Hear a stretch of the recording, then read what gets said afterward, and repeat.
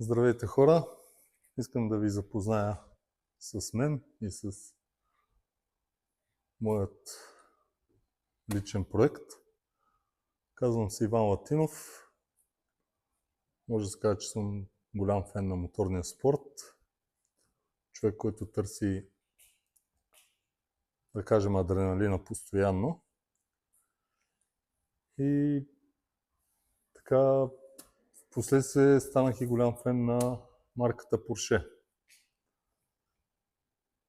След дълги години успях да сбъдна, може да се каже, моята мечта да имам Porsche. Не е модела, който искам. Сега модела, който искам е Carrera, ако може да е GT3.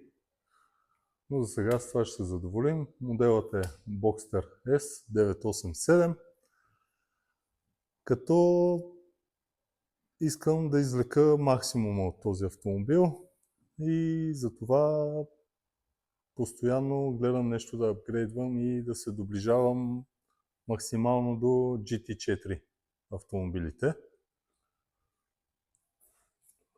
Апгрейднал съм с 8 бутални предни апарати с дискове на 380 мм. Днес искам да сменя долните носачи, които съм апгрейдвал с втулки от GT4 и GT3. Следващия етап от развитието на автомобила ще е задните спирачки. Там още се чудя дали да мина на 330 мм или на 350 от GT3. Като в момента съм на 299 отзад и да мога да балансирам отново спирането. Като на по-късен етап най-вероятно ще се наложи и спирачна помпа от GT3. Но това ще го разберем в последствие след тестове, като мина на по-големи апарати отзад и на по-големи дискове. След този апгрейд с 8 буталните апарати отпред не усещам нужда от по-голяма помпа. Но сега, днешният епизод и първи за мен ще е посветен на смяната на тези носачи. Това е стандартен носач от Porsche. Дори 911 се карат с същите носачи. Тази кола отпред всичко е като на 997. Отзад има разлики. Мотора, където е обратно. Тук първо е мотора, централно средно разположен, после са скоростите. При карерата е обратно. Първо са скоростите, после е мотора. Като тук балансът е по-добър, но на по-висока скорост да кажем, че карерата се държи по-добре. Поне според мен. Така, да не отклоняваме темата. Идеята е на тези втулки при екстремно спиране това колело да не ходи напред-назад. Това нещо го усещам и не мога да кажа, че ми харесва. Въпреки че колата, смея да твърдя, че е много близо до управлението на картинг. А картинга е едно от най-директните неща, които съм карал. И това така носи истинско удоволствие да се управлява такъв тип автомобил. И това е нещо, което ме впечатли първо и ме накара да мечтая да дързая за такъв автомобил. Максимално усещане. Пълен фидбек. Знаеш по всяко едно време къде са гумите. Ти определяш спирането. Чрез натиска ти знаеш тази кола пропорционално ти определяш колко да спира. Докато има коли, натискате малко, оттам тя се лашка, навежда се цялата напред, разбалансира се лесно и оттам се губи много голямо удоволствие от шофирането. Докато тук ти си човек, който казваш какво да прави тази кола. Наистина е една от колите, която се кара много интересно, така впечатляващо. Знаеш кога ще изпусне предницата, кога ще изпусне задницата, пълно усещане. И искам това нещо да го направя още по-осезаемо, много близо до моторния спорт, така че пък в същото време да остане някакъв комфорт за предвижване в града, защото не е само писта. За съжаление не мога да си позволя да карам постоянно на писта. Все пак е и уикенд кола, да кажем. Когато има свободно време, да изкараме, да отидем някое близо селце, ако може да е през планински път, да има повече завой, да се усети динамиката в завоите и поведението, насладата. Защото направо всяка кола, да кажем, носи едно и също удоволствие. И така, говорихме за този носач. В предния му край той е хванат към купето, надлъжната щанга в предния край е на унибал, на твърда втулка. И тук като е на твърда, това колело ще спре да мърда и ще изчезне това усещане за плуване, да го наречем. Сега на края на правата, примерно 200-220, при много екстремно спиране, максимално късно спиране, когато е с големи спирачки отпред и малки отзад, идва адски голямо усилието отпред и усещам този носач как мърда. Което малко ми разбалансира колата и не мога да кажа, че ми е приятно. Ще сменим днес тези носачи, като тук вече ще може тази втулка да се завърта и да се коригира надлъжния наклон. Сега в момента ще оставя, може би, максимално близо до фабричното и на по-късен етап, когато вече сменя и пружините, това е следващото, което искам да сменя, може би съм се спрял на Айбах, защото да кажем, че са компромисен вариант между добро пътно поведение и по-добро усещане за писта. Докато HR са по-пистово ориентирани и понеже не мога да кажа, че имаме прекрасни и гладки пътища и ако мина на HR, според мен е чара на този автомобил ще се загуби в градски условия и ще доведе до повече дискомфорт. Пък оттам вече ще се развали удоволствието от шофирането. Аз не искам това, затова съм се спрял на Айбах ProKit. Той ще свали автомобила с около 30 мм, което е окей. Надявам се да не страдам по нашите така наречени легнали полицаи, изкуствените неравности, които са с цел отбиване на скоростта. Най-вероятно ще страдат отвеждащите въздух към дисковете елементи. Тях също съм ги апгрейдвал, съм сложил от GT3. Малко по-големи са от фабричните, но това в друг епизод ще покажа разликата между оригиналните и тези. Не е огромна разликата. Визуално, като ефект не мога да кажа. Не съм карал на писта с другите и с тези, за да кажа с едните прегрява, с другите не. Съжалявам, че не започнах да снимам в по-ранен етап на апгрейдите, като монтаж на Short Shift, монтаж на тези въздухозаборници, да кажем, изработката на преходен фланец на супорт за тези апарати 8 бутални от 4 фабрично. Мисля, че бях 319 мм отпред и 20, сега съм на 380. Генерация съм си поставил, като наистина съжалявам, че не съм снимал по-в началото, но в последствие съм решил да променя някои неща в Short Shift. Ще направя епизод и за това. И в един епизод ще покажа и всички промени по автомобила. Като искам да е Street Legal. автомобилът да може да се кара изцяло по нашите родни пътища. Така, започвам с демонтаж на апарата. Ще го хвана тук за амортисьора да не виси на маркуча.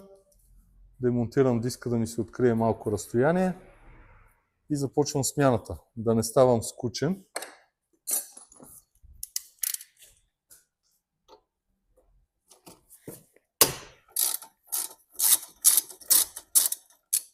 После ще извадя нютони за затягане на всеки един болт. И ще си ги затегна, наколкото са решили производителите. Това са важни неща. Не бива да ги подценяваме. Има колеги, които подценяват нютоните,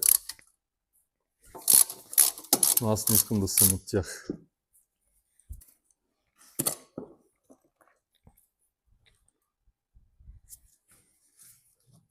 Много е важно да се внимава, да се обръща внимание на всеки един детайл.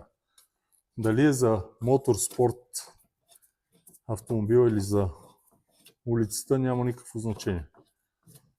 Уважението към него трябва да е едно и също. Отношението към детайла също трябва да е едно и също. Рано или късно това нещо ни се отблагодарява. Не страдаме по пътищата някъде, не ни изоставя автомобила.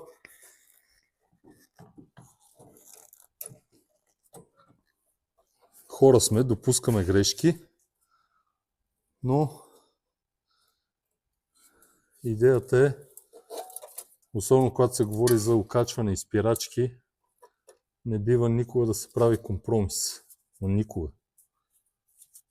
Аз съм човека, който е наистина голям фен на спирачките и за мен е много по-важно една кола да може да спира и да завива, отколкото да е мощна.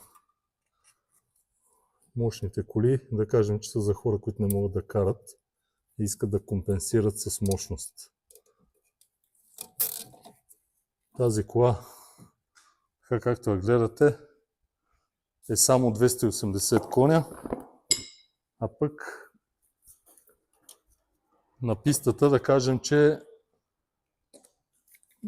напъвам автомобили от същата марка GT4.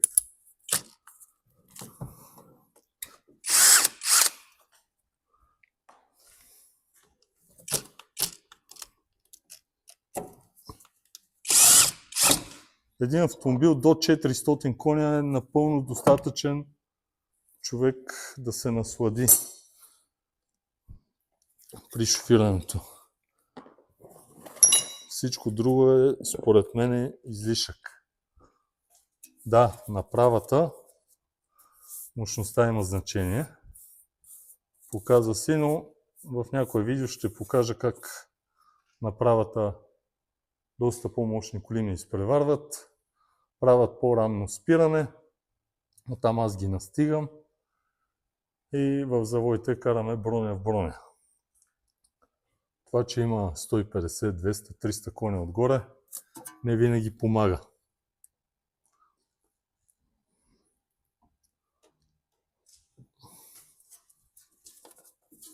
Но това е мое мнение. Не ви задължавам да го споделяте.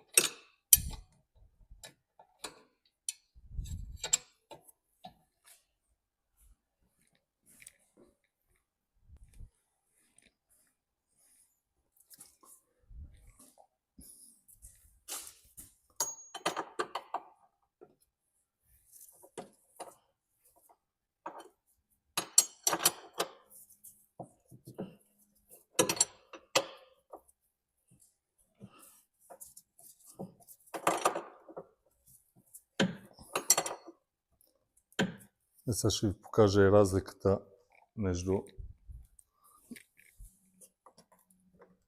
тези заборници за въздух, където казах за охлаждане на предните дискове.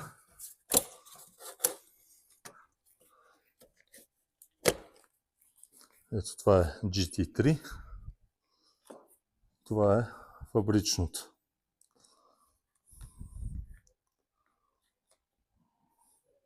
Ето това е разликата между двете.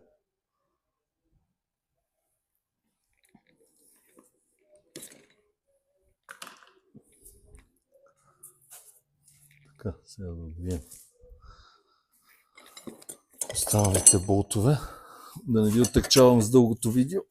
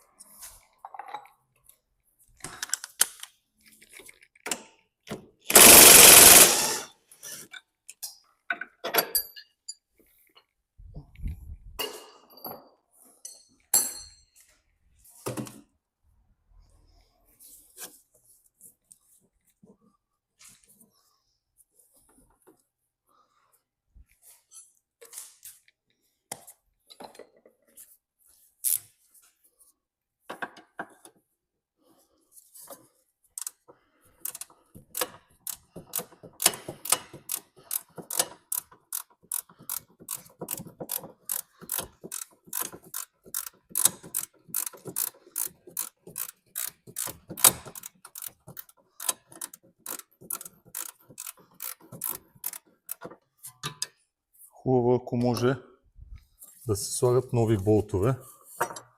Аз съм си подсигурил нови болтове, защото все пак старите се разтягат и дори да стегнете на нютони, този болт отпуска и това, което се получава е, чува се едно пукане при маневриране, при спиране, което ако не знаете откъде идва, може да ви оплаши.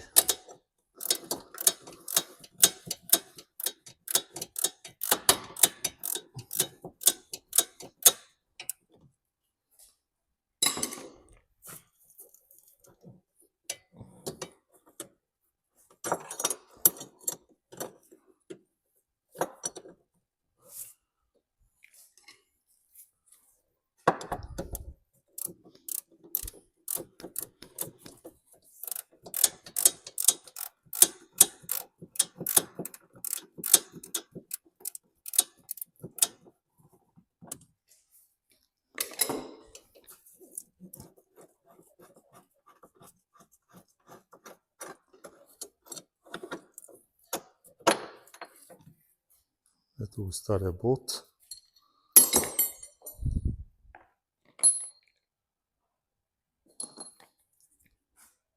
Ето го новия. Проверка дали се е разтегнал. Много малко. Което е достатъчно. Ето го и този носач с стандартната втулка. Тук съм си направил като термощит. Топлината да не стопи маншона.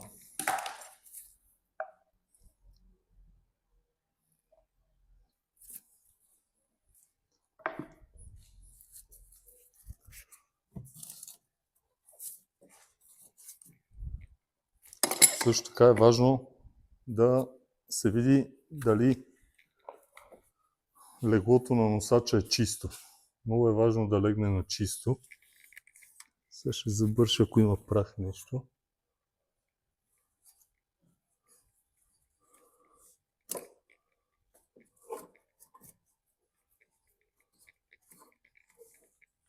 Ще взема една телена четка да изчистя малко леглото.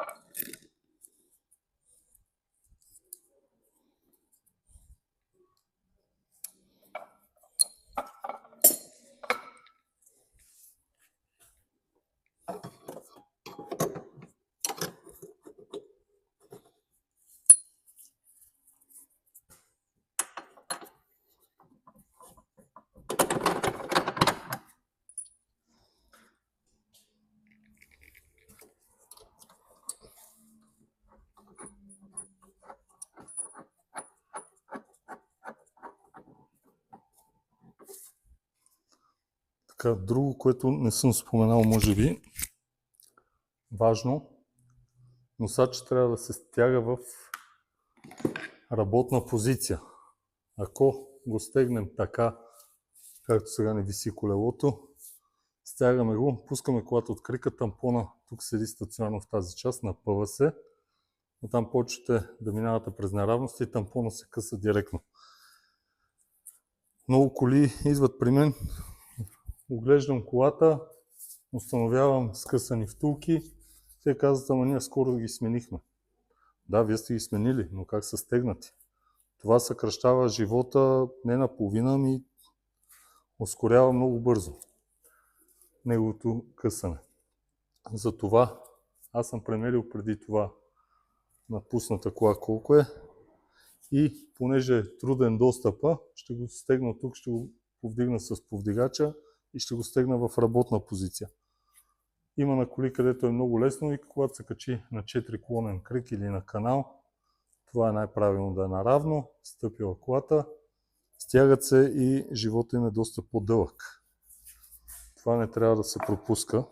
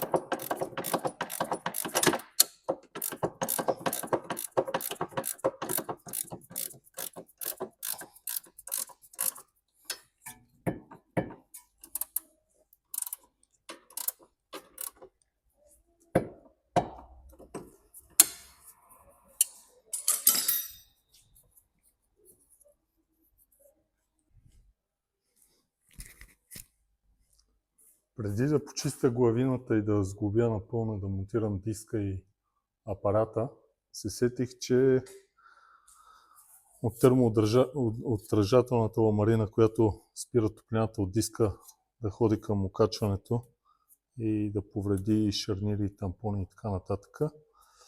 Тук едно парче при едно от каранията на писта Серес. Откъснах шарнир и носача откъсна това парче ламарина, точно където пази самия шарнир. И се сетих, че имам алуминиева ламарина и ще си отрежа едно парче и ще го направя близо до заводското. Тази ламарина мисля, че се казваше Стуко, алуминиева, лека. Това е късо парчето, така че не е проблем, че няма да е едно цяло с другата ламарина. Сега ще си отрежа едно парченце, ще го направя да прилича на оригиналното. По-нататък ще си купя цял термощит.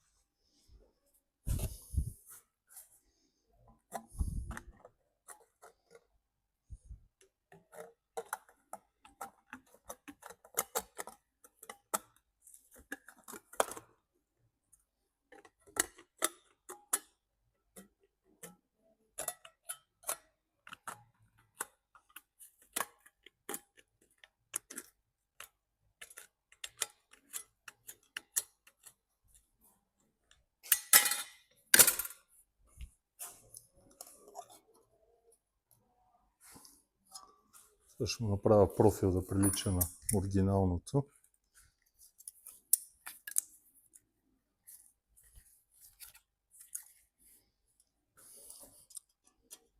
Ще му пробия една дупка и готово.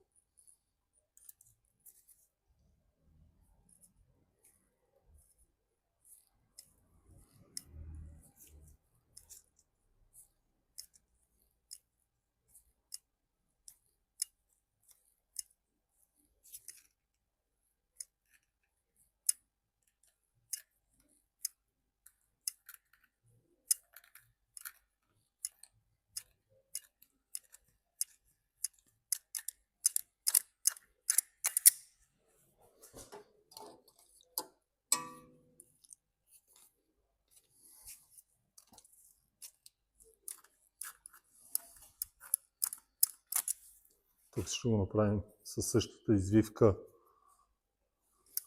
да следва шенкела.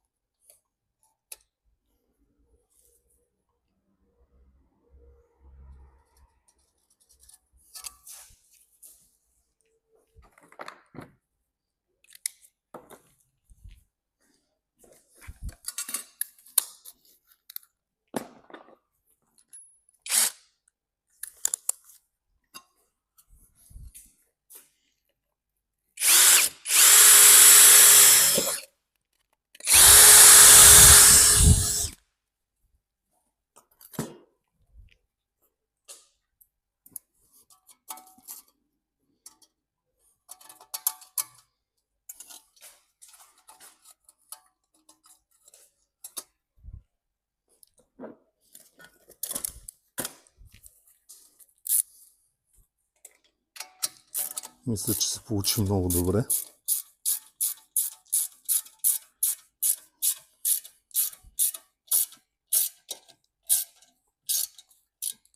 Хубавото е, че после мога да си моделирам на място.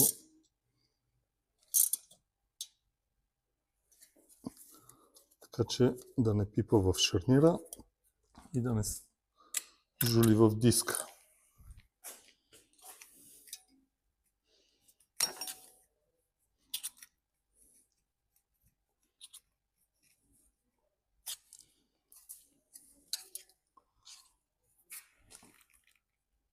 Стана като заводско. Много съм доволен. Така, почистваме главината и сме готови за монтаж на диска.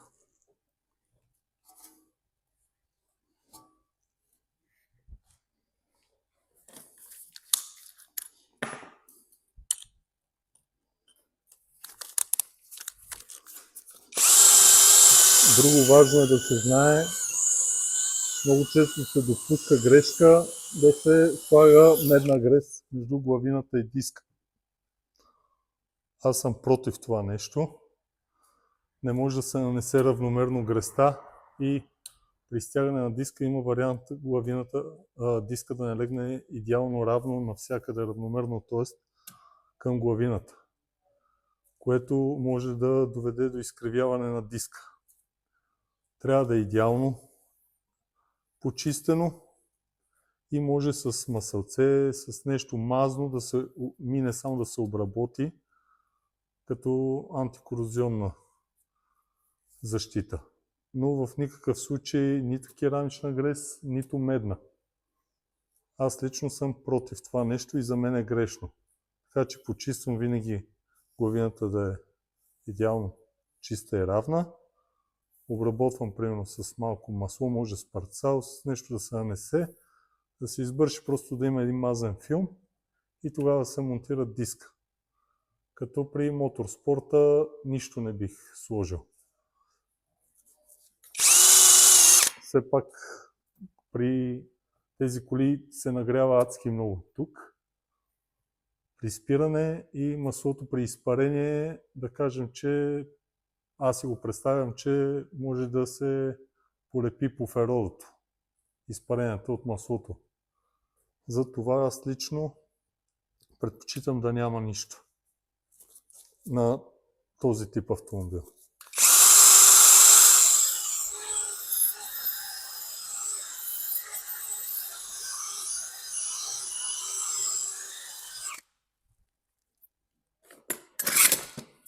С една права пила може да се мине така, просто да се види, ако има някакви малки язвички.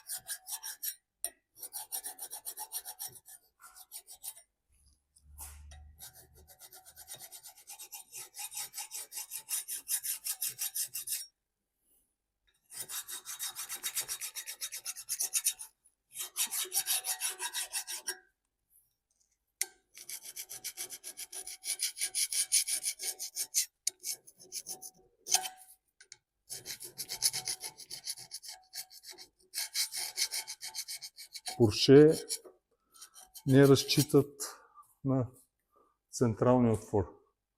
При Порше диска се центрира външно. Затова не чистя довътре перфектно. А и няма нужда в случая.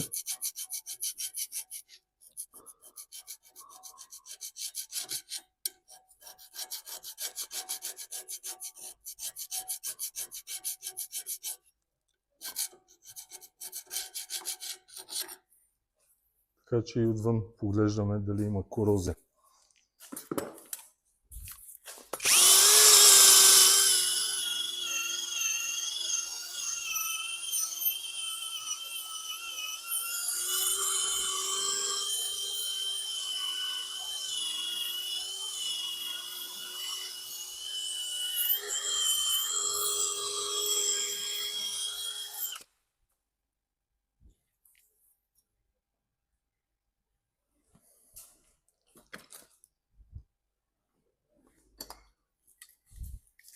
Може като, да кажем, с цел почистване, да се мине с антикорозионен спрей.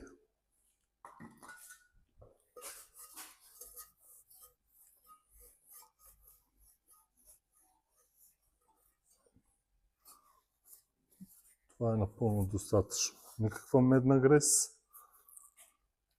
Имал съм случаи, идват коли. Човек се оплаква, че след смяна на дискове и накладки адски бързо са се изкривили новите дискове. И аз си мисля, че има блокирал апарат, проблем с спирача, маркуч, водачи и търся там проблема. Свалям диска, толкова дебело беше намазана медната грес. На места не е могло да избута и може би около милиметър имаше в един от участъците.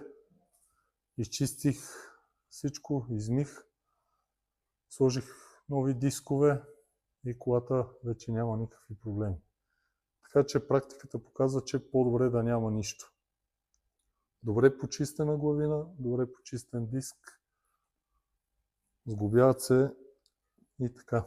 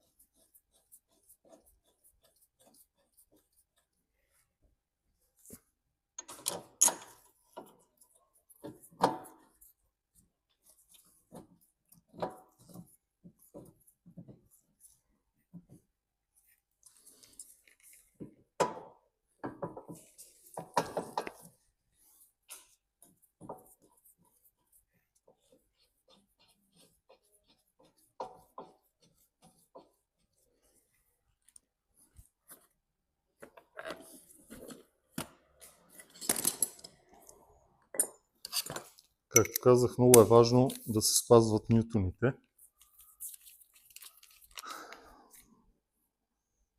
За повечето неща. Сега тук за тези болчета не смятам, че е нужно да се преиграва.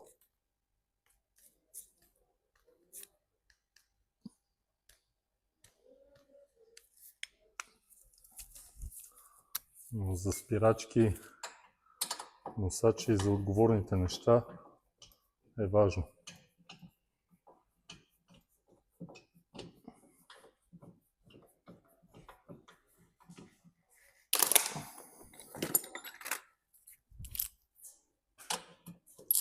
Не всеки човек има усет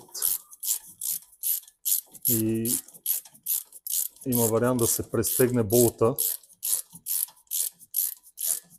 и да се скъса в даден момент. Има вариант да се остави хлабав. Така че за ваше спокойствие задължително на нютони.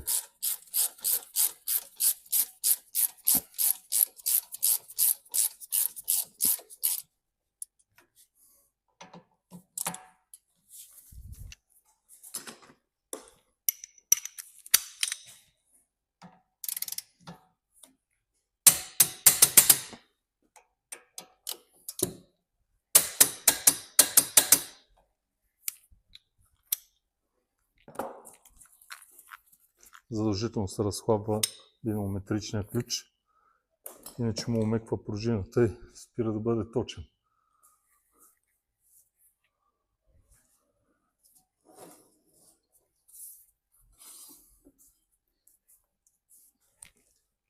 Проверяваме ламаринката отзад. Много добре се е получила.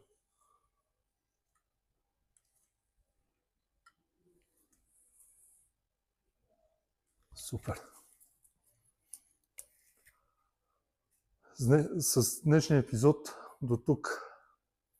Ще снимам още видеа с развитието на този автомобил и не само. Мисля да снимам и клиентски коли, да показвам нещата така както аз ги виждам, както смятам, че е правилно и редно да се правят. И ще се радвам да дадете обратна връзка като коментар. Дали ви е било полезно видеото, дали бихте гледали още видеа и дали искате да проследите процеса по тази кола. Като ще има и видеа от самата писта с информация дали апгрейдите, които правя, са положителни или отрицателни, защото историята и познава и такива случаи. Благодаря ви.